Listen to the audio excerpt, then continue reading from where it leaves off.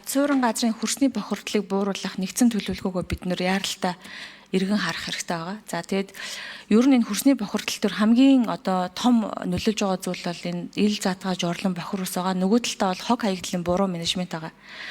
За бид нар ингээд ярихлаар заавал нэг үндэсний хороо байгуулах хэрэгтэй байсан гэдэг юм. Энд чинь угаасаа засгийн газрын төлөвлөгөөнд орсон хуулиндаа байгаа зүйл байгаа. Эрүүл мэндийн яам бүх яамдууд засаг дарга нартай он гараад нэг сар гэрээ хийдэг байгаа.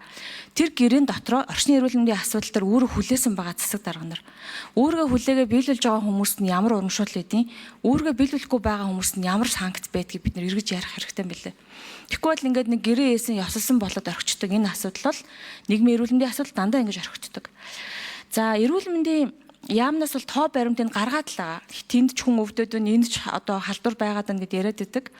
Гэтэл эргээд тэрнийхээ мөрөөр нөлөөллийн ажил хийх гэхээр салбар дундын асуудал байна гэдэг. Гэхдээ энэ дээр жоохон гэрээгээ биелүүлэхгүй байгаа. Нийгмийн эрүүл мэндийн энэ хуулийн дагуу 11-ийн заалтаа хэрэгжүүлэхгүй байгаа засаг дарга нарыг зарлах хэрэгтэй байна.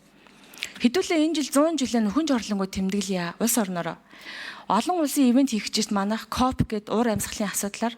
Тэгээ энэ дээр бид нар ингээд нөхөн жорлонтой бензин колоко, нөхөн жорлонтой аялал жуулчлалын газруудтайгаа байгаад энийг жоохон тоог нь цөөлөх хэрэгтэй байгаа. Хийснэг нь урамшууллаад хийгээгүй нь бол ажлаас нь хариулга тооцдог юмыг ярих хэрэгтэй болчиход байгаа байхгүй. За бид нар ингээд 100 жил ойн баяр наадмынхаа үеэр айгүй супер юм сумын хаалга, аймгийн хаалга бүх морины өчнөө олон хөшөөнд хэдэн зуун өчнөө сая төгрөг зарцуулдаг мөртлөө тэрний хооронд нэг чих шиг ариун цэврийн байгууламж барьдаг ийм л улс болмоор байна. Яг нэг үгэлэхэд эн чинь нийгмийн эрүүл мэнд гэхгүй юу? Тэгээ энд амьдарч байгаа хүний эрүүл мэндийн асуудлыг яриад байна. За хоёр дахь том асуудал бол хог хаягдлын менежмент байгаа. Хүүхдүүд сургууль дээр бид нар хог ангиллахын тухай өчнөө төрийн бас байгууллагууд, санаачлагууд хувь хүн бор зүрхээрээ тэнд хогоо ангиллах тухай заагаад л яриад байдаг.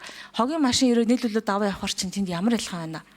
Тэгэхээр чи хүмүүс сөөхүүд болон тэр хотгонуудын хогийн сав тусдаа байгаа ч нэмэр алга ш. Нийлүүлээд аваа явчих юм чаа. Тэгэхээр энэ дээр бид нар нэг арга хэмжээ авахгүй болохгүй нэ. За шинээр ашиглалтанд орж байгаа үнэтэй хотгонууд, байрууд ер нь хог хаягдлын менежмент дээр яг яадаг вэ? Ямар нэгэн манлайлд үзүүлсэн ийм зүйлүүдийг бас хийх хэрэгтэй байгаа юм. Ер нь бол энэ дээр бид нар хог хаягдал чи өөрөө хүний зан үйл байгаа. Ариун цэврийн хэрэглээ чи өөрөө хүний зан үйл байгаа. Тэгэхээр яад энэ шийдвэр гарахгүй байгаа дараа нар нь өөрсдөө нөхөн жорлын энэ бий зэтгүү болохоор шийддэг юм уу яадгийн шинээр төв суурин газар шуурж байгаа иргэдэд энэ асуудлыг мэдээлэл өг гэхээр хэсгийн ахлагч нарын үүрэг гэдэг хариулт яриад байгаа юм. Ийм байж болохгүй шүү дээ. Тэр энэ дээр аймаг дүүрэг сум бүх засаг дарга нар шинээр суурьшиж байгаа хүмүүст иргэдэд тэр ариун цэвэр хөрс хог хаягдлын асуудал дээр бодиттой ажил гаргая. Энэ дээр санаачлаг гаргамаараа гэдэг би бүр энэ дээр анхааруулмаар байна. Дээрэс нь энэ дээр ямар төлөвлөгөө байна? Энийгээ танилцуулмаар байна. Гадаадаас нэг дор ингээд 5-10 тэрэгнэртэй хүн ирэхэд л манад орох бензин колог аялал жуулчлалын газар байхгүй болчихсон шүү дээ. Бид нар нэгт жорлонгийн асуудал ярьж байгаа, хоёрт хүртээмж яриад байгаа байхгүй.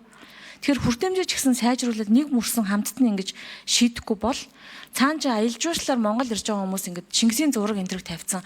Тэгээд доор нь модон жорлон бийцснаа яриад рил хийгээд шившиг болж шít би л ичиж байна. Тэгэхээр энэ дээр жоохон санаачлагтай ажилламаар байна. Ганцхан байгаль орчны яам гэхгүй эрүүл мэндийн яам бүх засаг дарга нар энэ дээр энэ 100 хэдүүлээ жоохон цөөхөн жорлонтой баярламаар байна. Ийм л үгийг хэлмээр. Тэгээ энэ дээр бас хамтран ажиллах хэрэгтэй. Яагаад гэвэл нийгмийн эрүүл мэндийн тусламж үйлчилгээний бодлого байхгүй юм чинь. Ганцхан нэг баяр ёслолын хүрээнд яригдах ёстой зүйл бас биш байгаа байхгүй юу? За баярлалаа. Бүржүүрийн сайн зураг гişүү гэлээ.